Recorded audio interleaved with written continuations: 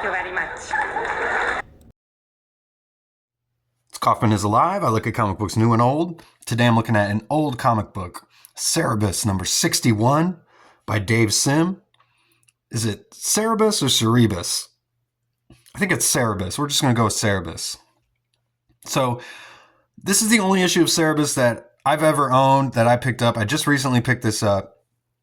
Got it out of a quarter bin. It's got the price tag right on the cover there, unfortunately, but I could not pass up picking an issue up of this for just a quarter. But I'm only familiar with Dave Sim through my knowledge of Savage Dragon and Eric Larson and independent comic creators, just all trying to emulate Dave Sim, essentially, as he was a pioneer in independent comics, as he created his own comic book here, Cerebus, and his own character, and wrote and drew every single issue from issue 1 to issue 300, from 1977 to 2004. So my only previous experience with Cerebus is from this issue of Spawn number 10, which is written by Dave Sim, and it's got artwork by Todd McFarlane in it. It's got this really awesome meta cover because Cerebus is all in black and white. So he's showing up here in a Spawn comic in color, and it's kind of freaking him out. He's in this color box here, but it's cool we get Cerebus in color here for maybe the first time. And everything else in black and white, of course. A cool conceptual cover, and it's called Crossing Over, which is fitting. And this whole story is just an allegory for the comic book industry, characters and creators. We've got all the characters behind bars here, screaming, the narration says, Dr. Octopus's arm. Go through all the Marvel heroes here. Batman, some DC characters down here at the bottom as well. There's Superman, Spider-Man, Hulk, Juggernaut, the Joker, Captain America, Wolverine. This is just an awesome, awesome issue of Spawn. I would definitely recommend checking it out. Get a Superman cameo here in the shadows, though, so you don't necessarily know it's Superman. You can get away with copyright. There again. And we get here Cerebus showing up, and everything turns black and white. I highly recommend checking out this issue of Spawn. But today, getting back to what we're looking at today, Cerebus number 61. This came out in April of 1984. And it's actually like an anthology. It's got a bunch of mini stories in here, which is what all these are here on the cover. A cool cover here, just this giant building in black in the shadows. And you don't barely even see the characters up here on the rooftop, and just some stars in the background. A really interesting cover, and I love the red lettering as well. So we get a note from the publisher here, from Denny Sim, I'm assuming is the wife of Dave Sim, as they just, you know, he's, like I said, a pioneer in independent publishing their own comics, getting around, you know, all of the major snags of major industry publishing. And, you know, Cerebus was a comic, from everything that I've, you know, read and learned about it, you know, didn't catch on quite at first, but over time just became this giant cult favorite. So she says, the last few issues of Cerebus have provoked a fair amount of mail here at AV. Personally, I've enjoyed the glimpses Dave has been giving us to the life in Lest. The shorter stories allow him to show the various reactions to Cerebus again becoming Prime Minister, while at the same time allowing Dave a chance to write a different type of story. I've always considered the short story a special kind of challenge to the writer, and hope you're enjoying Dave's foray into the format as much as I am.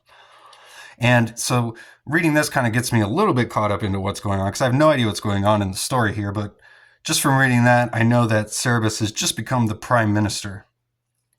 And she goes on, as some of you may notice, Aardvark Vanaheim is expanding its line this year. When we say there will be more in 84, we aren't kidding. That was kind of their catchphrase, more in 84, which is pretty good. She says one of these additions is Bob Burden's Flaming Carrot, which we actually get here in this issue, and we'll get to that. Bob's work, which we'll be exposing you to in the next 3 issues, appealed to Dave and I from the first moment we saw it. Anyone with this unique an approach to comics we just had to publish. And this issue is a 5-page story entitled Adventures in Limbo. The style is so distinctive and the story is so off the wall and yet thoroughly enjoyable that we decided to publish it in Unique to give you an introduction to Bob's versatility. The next 2 issues, Cerebus 62 and 63, will have an all-new 2-part Flaming Carrot story. Bob's own Flaming Carrot book will be shipping out in May, and we hope you will pick it up and give the premiere issue a try, because Bob had already self-published 1 issue of FC on his own. We had a hard time deciding what to call his first issue with AV. The only logical thing is to call it Aardvark Vanaheim premiere issue. And then in July, we will pick up with FC number 3. Hope this doesn't leave anyone too confused. If that doesn't confuse you, however, we still have more. Back in Cerebus number 51 and 52, we introduced you to Joshua Quagmire's Cutie Bunny. We have had such a good mail on it, as well as encouragement from our distributors that we will be publishing Cutie Bunny in color in August. In fact, Joshua will be at the San Francisco Worldcon this August in Anaheim, California, to unveil the fact that it will be published in color on a regular bi-monthly basis through AV. If you are planning to attend the con, drop by and pick up the first issue from Joshua if you will be able to get it autographed, and I'm sure that this issue will soon be a collector's item. I'll be telling you more about Joshua and Cutie Bunny next issue. On a final note, before I close off, I am quite serious about the fact that I absolutely cannot look at any more unique submissions. Some people seem to have taken my request not to send them as a signal to hurry up and send it out now. As flattered as I am by the number of writer-artists who are undaunted by their and sent their submissions in, it simply means working late 1 extra night to go through the pile. So please have pity on me and keep them home for now. Believe me, you will know when I'm ready to receive submissions again. This includes series submissions. See you again next month. So we got publisher Danny Sim here, assistant to the publisher Karen McKeel, cover separations by Mark Spencer. It says circulation 20,000, so you know how many copies there are, and all the distribution outlets here too. So getting into this, all Dave Sim's work here. So this first short story is called Stormy Weather. And, you know, right away, you just see all the cross-hatching. And then, like, we don't have color, but we still got, like, the zipatone texture here to color in the aardvark. And just great sequential panel storytelling in this that I've noticed. And like I said, this is my first issue reading Cerebus, reading Dave Sim. So this was just really, really fun to read. But he says Cerebus doesn't believe this. And he's kind of looking under his covers. You see the covers kind of trembling there if you notice. So if you're just flipping through, you wouldn't know, but there's someone hiding underneath the covers where Cerebus is sleeping. He says, you're scared of thunder and lightning. I've always been scared of thunderstorms. And we've got the speech bubble going underneath the covers there. And a great use of, like, we don't have color, but of the black and white to show, like, there's a giant lightning strike here as he goes from dark to, like, white colors. And he shades the pillows and just some really awesome cartooning. We get giant sound effect word balloons here to show the thunder that crashes right after the lightning. And someone else bursts in the door to hide under the covers.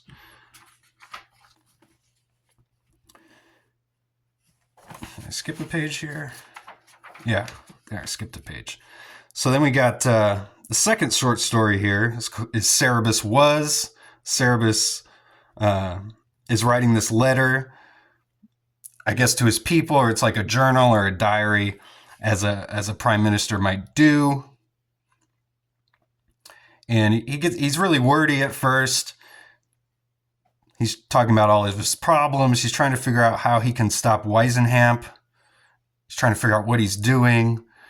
This Weisenhamp character is like the antagonist to Cerebus here, from what I gathered. But he gets to a sentence here. Cerebus doesn't even know how and then he just rips it up and starts over. And we get Cerebus. Something Cerebus was always asked was why Astoria was always around when Cerebus was making decisions. He goes, this was for a very good reason. And he keeps on going and is writing it in a different way. And again, gets to a point and just doesn't like what he's writing and rips up the paper again. Now he's getting more to the point. How to stop Weisenhamp. Cerebus has to raise his own personal large army. Cerebus needs lots and lots of money. And then he's making edits to his list as he goes along here. How to stop Weisenhamp. Cerebus has to raise his own personal army. And then he crosses out the second one, puts a new number 2. Combine forces with Lord Julius.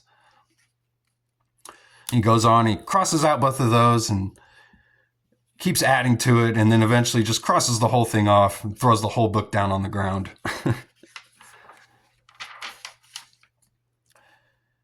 And we get Mrs. Tinsdale's Clyde's Tea, and this is just a one-page short story where she's whispering to this couple, and then they gasp. But I love the faces here. Her giant bosom. And we get this really sinister looking face of this priest here. It's kind of interesting. He's talking about how Weisenhamp he's winning, he's at his moment. However, his success is attributed primarily to his inability to select a candidate for pontiff. So apparently, much like in the world we're living in now, they just lost the Pope. So it's causing a little bit of turmoil here. And there's just lots of political maneuvering going on here in this book. It's kind of like the through plot. And then we get Weisenhamp here. He's, I don't know how to pronounce his name. Weisenhamp. I don't know. But he's trying to suck up to Cerebus here. He's explaining he got Julius to join the United Feldwar States, which I'm assuming is like the United States of America in this comic. But he says he used his magic. And Cerebus wants to know what kind of magic. So he brings him outside and he leads him all the way up to the top of their headquarters here, their castle, whatever their building is here. And I love the change in the color here. We just get all this black paper in the background and just using like solid black to blacken the figures here. You know, just a total change from everything else going on in the book up to this point as we go outside into the dark. And he leads them up to the top, which is the reference here on the cover as they're at the top of the building.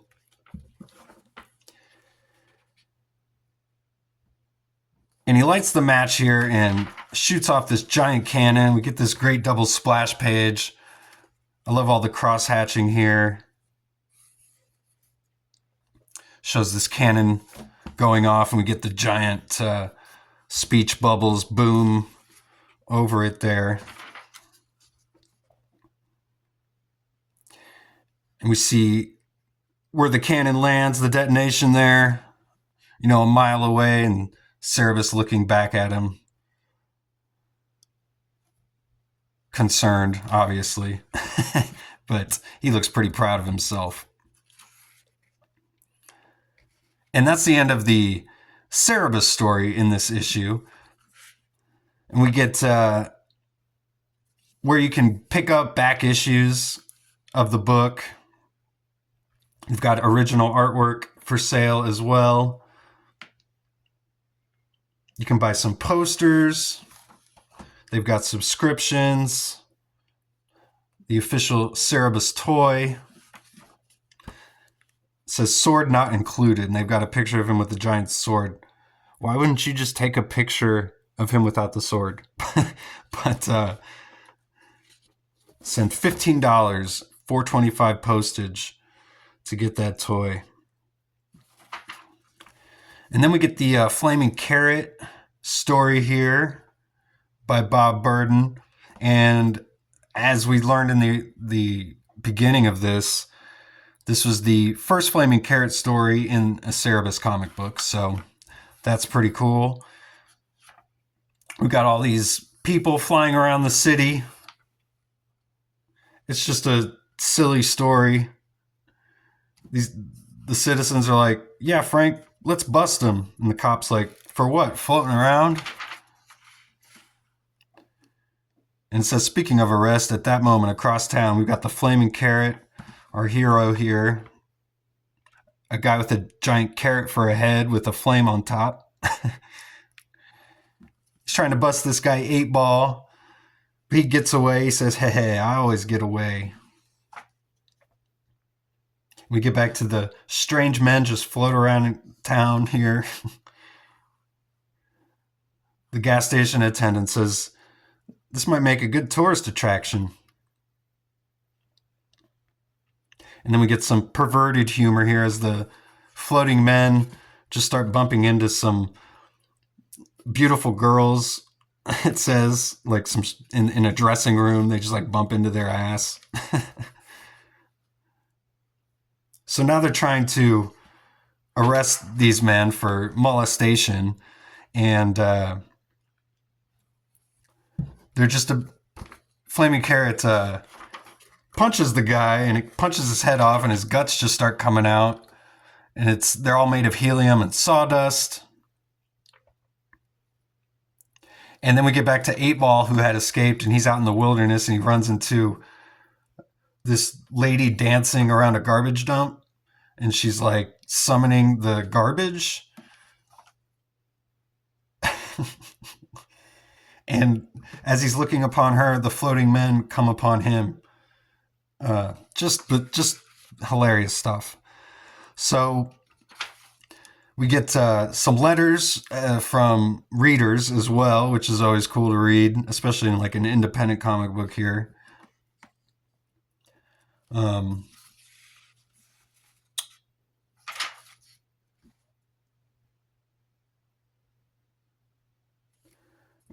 Right here at the end, he says, this month's last 2 letters are being printed without comment, largely because they are both concerned with issues that are neither cut and dry nor black and white.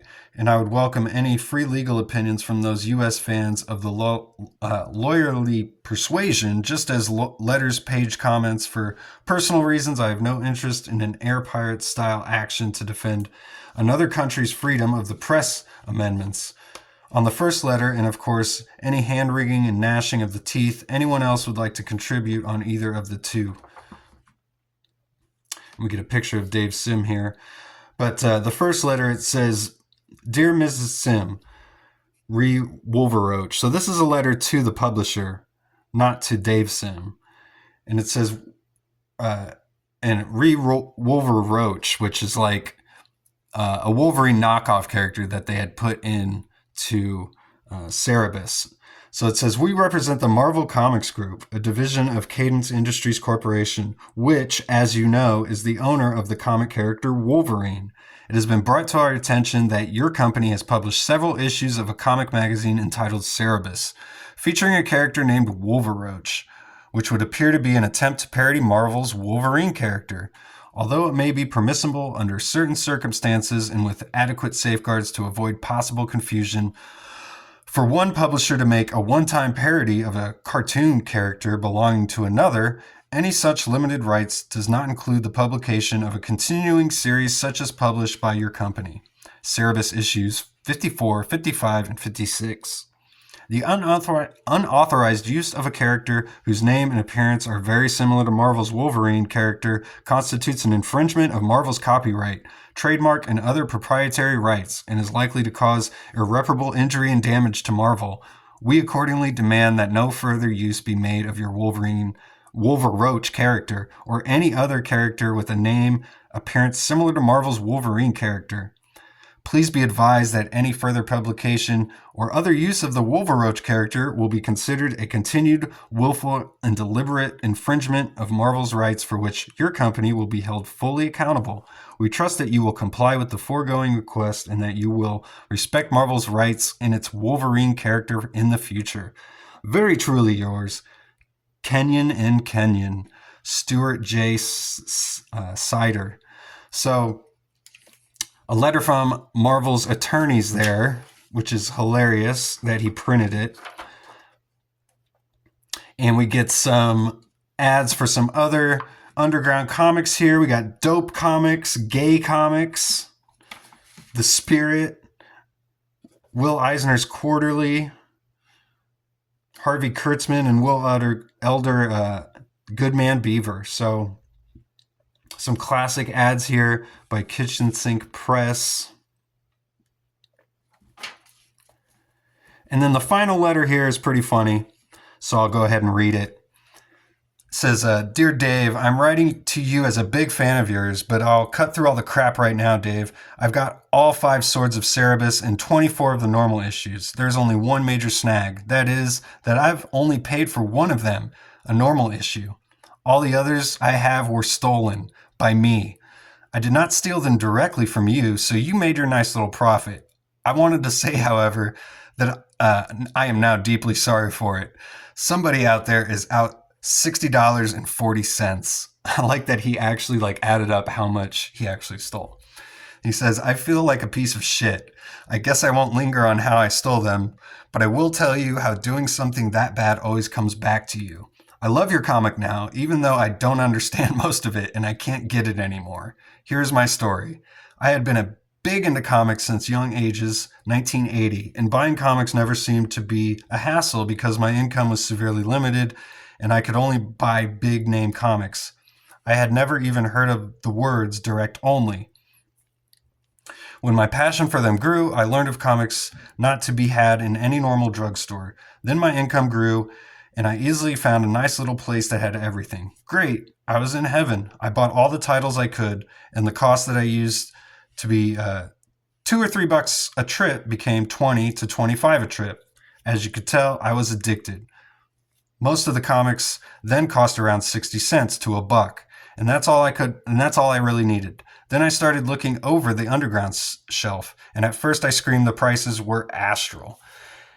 And for black and white, well, soon enough I became hooked on the undergrounds, and the volume of stuff I was taking back home was getting smaller and smaller, but I shrugged that off and looked onward. A friend at the shop and I were talking over things, and he showed me this great title. It's called Cerebus, he said, the best thing since sliced beer. So I looked through one at the shop and thought it looked too difficult to understand, so I put it back on the shelf and made my purchase.